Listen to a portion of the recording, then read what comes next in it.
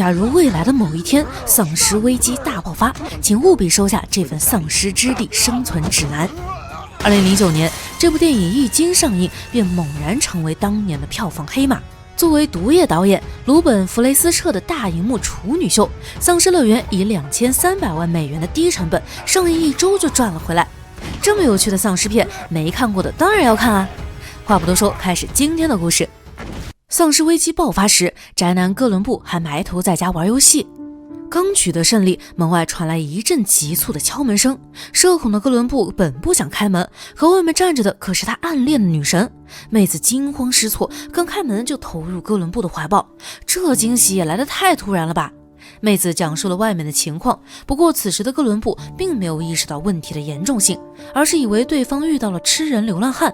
见女神主动靠在自己的肩膀上，哥伦布已经激动得无法思考。第二天一大早，女神突然变成了丧尸，看着美味的哥伦布，咆哮着扑了上去。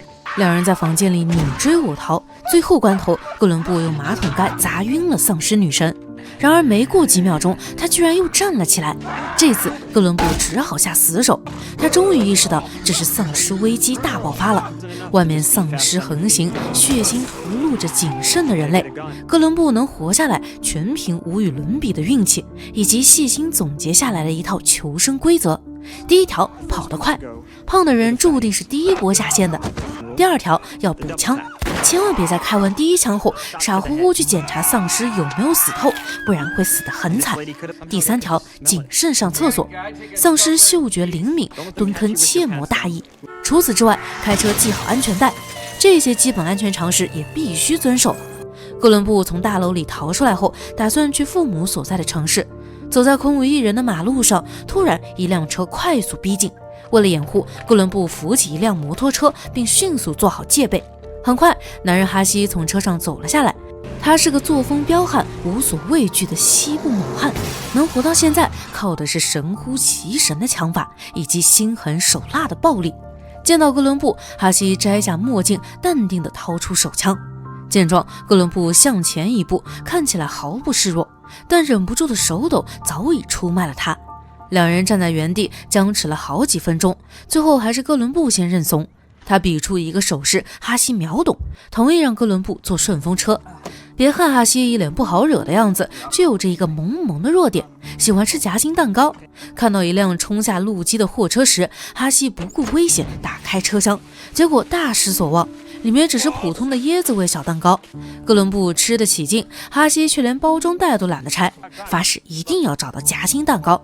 两人开车来到一家大型超市，哈希准备了各种冷兵器，面对丧尸根本没在怕的。哈希利用音乐引出超市里的丧尸，见一个送走一个，战斗力爆表。解决几个胖子丧尸后，一个黑发妹子从转角处现身，看到她的一瞬间，哥伦布两只眼睛都在放光。妹子楚楚可怜，似乎有求于人。哈希没多想，跟在妹子身后。胆小的哥伦布多长了一个心眼，提前打开紧急出口的门，这也是他的生存法则之一。当你举棋不定时，记得留好退路。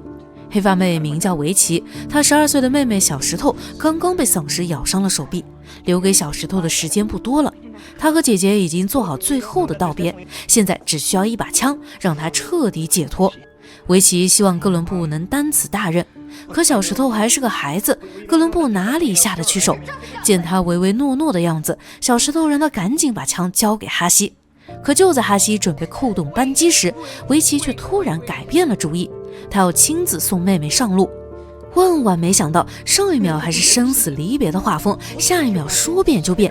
确定枪里有子弹后，维奇竟将枪口对准了哈希，而刚才还一副可怜模样的小石头也抄起一把枪对准了哥伦布。搞半天，这对姐妹花居然是骗子。现在枪没了，就连唯一的交通工具也被维奇姐妹开走。愤怒不已的哈希只能拿街边一辆破车发泄。可塞文使马焉知非福，两人没走多远，在路边找到一辆悍马。看到方向盘上的手，哈希以为车有主人，打开门再一看，原来只是两只断手。一番检查，发现车辆还能开。更意外的是，后面的座位上有一个大袋子，里面装着的竟全是枪支弹药。看到这一幕，刚才的所有不愉快瞬间烟消云散。休整过后，两人继续朝着哥伦布的老家进发。途中，哈希聊起了自己的家乡。当时他和自己养的边牧相依为命，一人一狗，生活倒也惬意。直到丧尸危机爆发，狗狗没能逃脱厄运。有说有笑时，他们突然发现被维奇姐妹抢走的车就停在前方不远的公路上。吃一堑长一智，担心是陷阱，哈希让哥伦布待在原地好好守着悍马，他自己则拿着枪过去查看。然而当哈希走近后，却发现车上空无一人，连武器都不见踪影。哈希以为两姐妹已经离开，连忙吹口哨示意哥伦布开车过来。结果刚回到车上，哈希便察觉哥伦布表情不对。就在这时，小石头出现在后面的座位，威胁哈希交出枪，然后按响车喇叭。原来这是姐妹俩约定好的暗号。听到声音，躲在草垛后面的维奇终于现身。见到熟悉的面孔，维奇只能感慨一句：缘分让我们再次相遇。不得不说，这对姐妹多少是有点智商在身上的，居然使出了调虎离山之计。同一个地方摔倒2次，哈希很无语。原来被骗走的那辆车发生故障，姐妹俩这才心生一计，决定骗走倒霉路人的车。好在这次姐妹俩并没有抛弃他们，而是4人一路同行。从聊天中了解到，姐妹俩父母双亡，为了活命，在末世之前，维奇就已经是坑蒙拐骗的老手。这天，他在加油站谎称订婚钻戒不小心丢了，可自己的航班马上就要起飞，已经没时间找了。他希望加油站的小哥能帮忙找找，事成后会给他3000刀的报酬。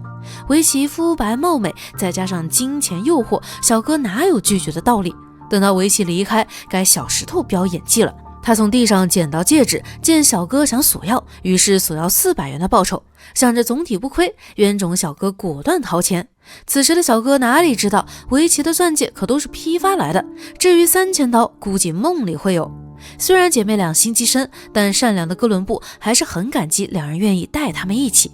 相比之下，哈希咽下这口气可不容易，双方差点在车上开撕。在哥伦布的劝说下，大家才冷静下来。要知道，现在共同的敌人是丧尸才对。途中，哥伦布意外从维奇口中得知，他父母所在的城市早已彻底沦陷。看出哥伦布的悲伤，维奇帮他找了一辆车，要是不相信，他可以亲自去看看。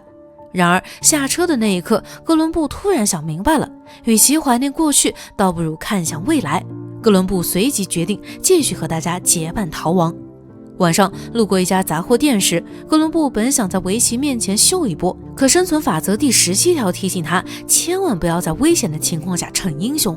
最后还得是勇猛的哈希开导。为了挽回颜面，哥伦布一枪送走了丧尸店主。随着一天的相处，几人的关系也肉眼可见的融洽起来。由于是夜间开车的关系，在接下来的路途中，4人轮流开车，最后终于在天亮的时候抵达好莱坞城。此时的街道上有一些零零散散的丧尸，大家默契配合，让哥伦布顺利拿到一张城市地图。根据上面的路线，他们来到好莱坞明星居住的街区，进入一栋顶级豪华的别墅。不愧是大明星的家，装修要多奢靡有多奢靡。更重要的是，这里并没有丧尸入侵过的痕迹。透过墙上的照片，他们才知道这是喜剧明星比尔的家。几天没合眼，大家打算在这里好好休息休息。殊不知，此时比尔正从卧室里走出来。当哈希看清他的脸，一脸震惊。比尔可是他的超级偶像。意识到危险，维奇迅速抄起球杆，狠狠打在了比尔身上。不料对方竟发出一声惨叫。原来比尔并没有尸变，而是迎合末日氛围，特地给自己化了个丧尸妆。而且丧尸不杀同类，这么做也算是求生小技巧。得知偶像没事，哈希高兴得像个200斤的孩子。在知道楼上的家庭影院里还有2个人后，比尔决定再调皮一次。万万没想到，蒙在鼓里的哥伦布当真了，二话不说就开枪。临死前，比尔说他下辈子再也不玩恶作剧了。出于愧疚，4人在天台为比尔举办了简单的送葬仪式，完事后将他的尸体扔出别墅。当晚，大家聚在一起说说笑笑，3杯酒下肚，哈希突然猛汗落泪。一问才知道，原来他说的边牧并不存在，真正和哈希相依为命的是年幼的儿子。可惜孩子后来死在了丧尸手上，这也是哈希对丧尸痛恨不已的缘由。虽然哈希看起来很坚强，没想到也有不愿触及的伤痛。接下来的几天时间里，大家一直留在别墅。小石头的出现似乎再次激发哈希的父爱，忘记曾被小石头用枪指头不说，还主动帮他训练枪法。至于哥伦布和维奇，异性相吸的两人差点发生了不可描述故事，不料关键时刻被哈希打断了节奏。不想被感情羁绊的维奇，在隔天一大早便偷偷带着小石头离开了豪宅。看着扬长而去的悍马，哈希和哥伦布只能再次无语。小石头一直想到好莱坞的游乐园玩耍，今天终于如愿以偿。确定控制室里没有丧尸后，维奇打开所有游乐设施的开关，漆黑一片的四周瞬间灯光闪闪，姐妹俩纵情玩耍。然而这一举动却引起周边丧尸的注意，他们纷纷逼近游乐园。等到姐妹俩发现情况不妙，聚集的丧尸规模已经越来越大，没办法，两人赶紧躲到车上。可下一秒，车就被狮群包围，玻璃窗也被打碎。维奇猛踩油门，成功甩掉围在车边的丧尸。由于车顶上还有，两人只能舍弃车辆。车辆失控后，一头栽进湖水里。幸运的是，姐妹俩都无大碍。不过危机并没有彻底解除，疯狂的狮群很快追了过来。与此同时，担心维奇安危的哥伦布不顾哈希反对，非要去游乐园找人。哈希秉承保命原则，一开始是不愿意趟这趟浑水的，可看到哥伦布连骑个小摩托都能翻车，最后还是没忍心，只好开上比尔的豪车，带他一同前往。为了摆脱丧尸追击，维奇带着小石头坐上跳楼机。糟糕的是，机器下面聚集了无数丧尸，这瞬间加倍的刺激，小石头此生再也不想体验了。防止跳楼机停在最低点，小石头试图开枪打坏开关，第一次没打中。冷静下来后，小石头回想哈希传授给他的手法，果然一发击中。最后跳楼机停在了最高处，可一直这么吊着并非长久之计，就算不被丧尸咬死，也会饿死。姐妹俩担心不已时，附近传来汽车引擎声，第六感告诉两人，一定是哥伦布和哈希来了。哈希按响喇叭，引走了聚集在游乐园里的狮群，哥伦布则抓住机会去救人，不料被一个丧尸小丑拦住去路。相比丧尸，杀千刀的小丑却是哥伦布挥之不去的心理阴影。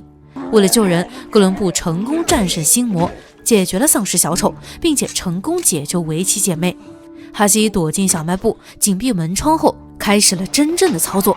为了给死去的儿子报仇，哈希简直杀疯了。眨眨眼的功夫，所有丧尸全部领了盒饭。危机解除后，哈希在小卖部无意间找到了心心念念的夹心蛋糕。遗憾的是，蛋糕已经稀碎。就在哈希惋惜不已时，维奇突然开走了比尔的豪车，难不成又要被坑？好在只是虚惊一场，车子缓缓停了下来。